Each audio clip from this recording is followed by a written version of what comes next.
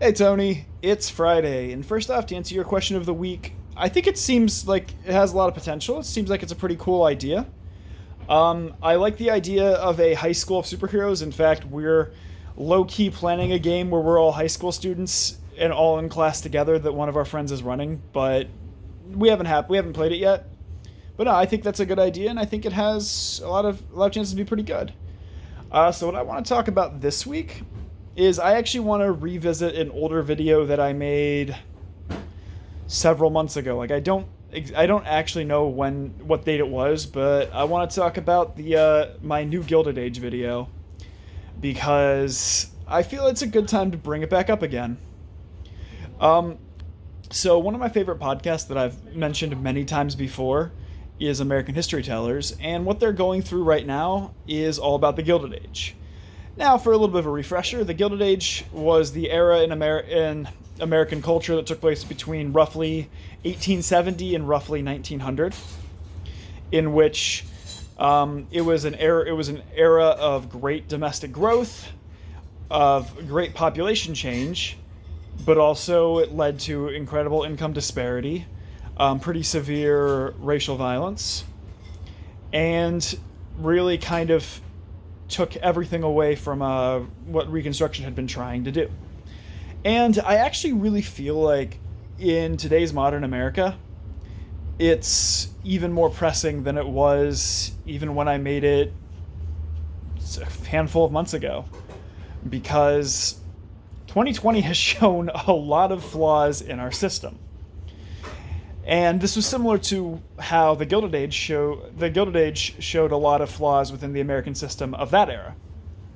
And I feel like it's always good to revisit our history because, as it's been said time and time again ad nauseum, those who don't pay attention to history are doomed to repeat it.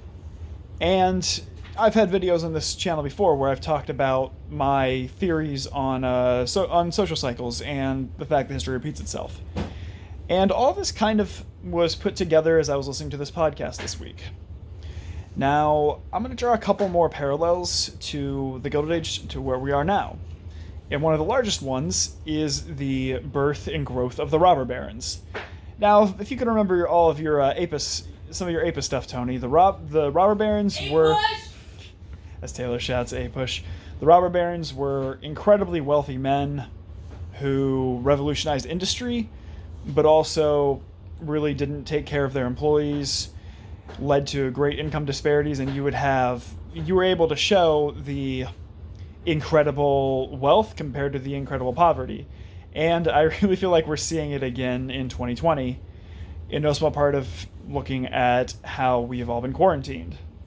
Now, I remember at the beginning of it, when people were first locking down their homes, there were a lot of billionaires who were saying, "Oh, I'm locked down here," and showing their incredible mansion or their incredible yacht, where, someone like me, who was out of work because of the virus, was, living in an old beat up apartment, just trying to keep it up and running.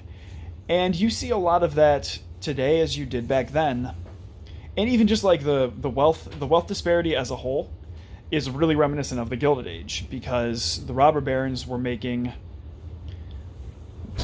tons and tons and tons of money, and we can look at the New Age robber barons like your Jeff Bezoses, your Papa Johns, and things like that, your Mike Bloombergs, in which these billionaires are making more in a day than you and I will ever see in our lifetimes.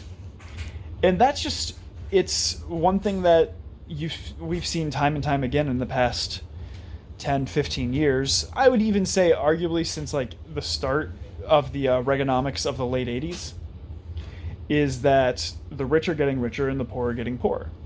And there's graphs to show that, like, the purchasing power that we have today is even less than it was like in the 70s, because inflation has gone up, wages have more or less stagnated, and there's a rapidly disappearing middle class. Like, people like me, your young educated professionals who are supposed to be the new middle class, Well, all of us are struggling right now, even before the pandemic. We were struggling with paying off our student loans. We're struggling with trying to find homes. We're struggling with trying to find a way to make our way in the world, because the buying power that the middle class and working class has gone away for a long time. And you can also draw other parallels to industry of the Gilded Age industry now, in which in the Gilded Age, frequently your robber barons didn't hire people if they had to pay a lot.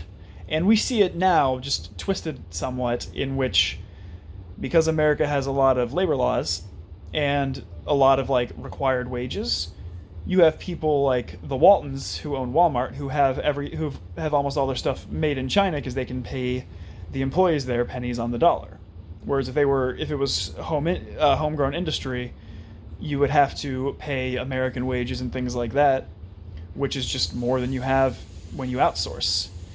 And all of this combined is leading to a lot of racial unrest, as we can see in Minneapolis, Portland, just throughout the country, similar to how it was in the Gilded Age, because this was right after Reconstruction, so it was really the height of the Jim Crow South. At least it was the start of the Jim Crow South during the Gilded Age, and we see a lot of similarities now with the prison industrial complex. And you also just, in general, see a lot of unease with the economy. You see a lot of corruption in the government, and all of this is strongly reminiscent of the height of the Gilded Age. In fact, one of the episodes of the podcast was called Carnival of Corruption.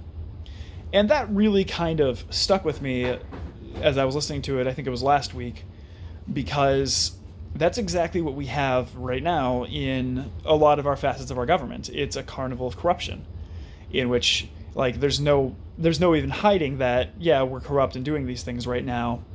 I mean, when you look at what President Trump said earlier today about yesterday, how he actually wants to damage the post office to make it easier for the Republicans to be elected. I mean, he said that he was cutting a lot of funding so their mail-in ballots wouldn't be as effective.